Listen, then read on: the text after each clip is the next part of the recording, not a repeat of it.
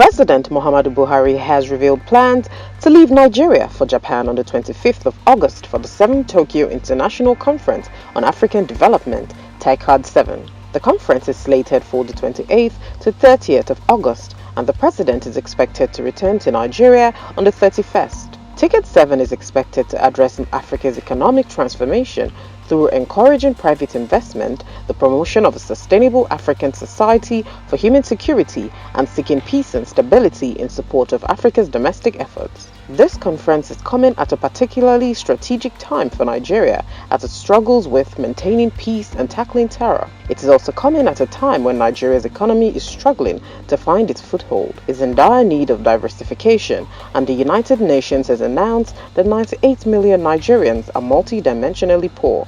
In addition to these challenges, Nigeria ranks low on World Bank's ease of doing business, placing 146th out of 190 countries.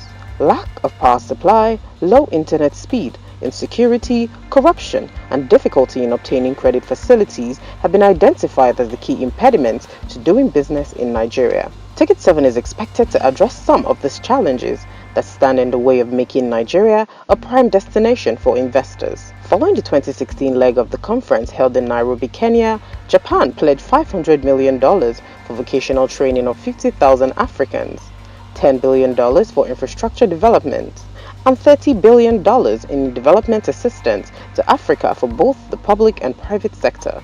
The 2019 conference is expected to yield similar investment benefits for Africa. The conference is also expected to advocate for deepening of trade ties between Nigeria and Japan. Prominent Japanese companies such as Panasonic, Honda, Yamaha, Ajinomoto, Sony, Mitsubishi, and Suzuki have had a major stake in Nigeria's economy.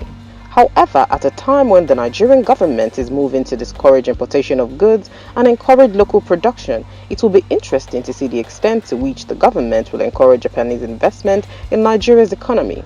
President Buhari is expected to attend the conference with the governors of Lagos, Borno, and Kwara states, ministers, and other top government officials. This can be interpreted as the president's move to open up and broaden the economic horizons of these states. Borno and Lagos states are particularly ripe for economic intervention. In 2018, Lagos state had the highest internally generated revenue of Nigeria's 36 states at 382 billion naira.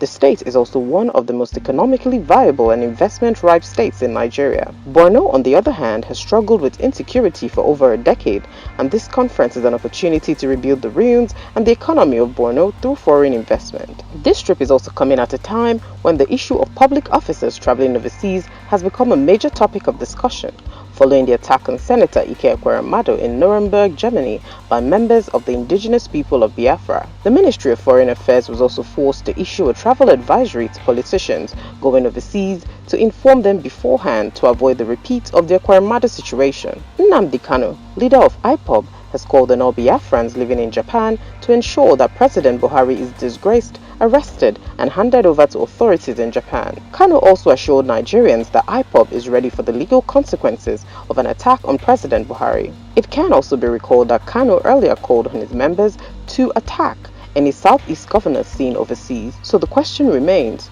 will Buhari, the three governors, and their entourage be safe in Japan? Rootstv in Nigeria.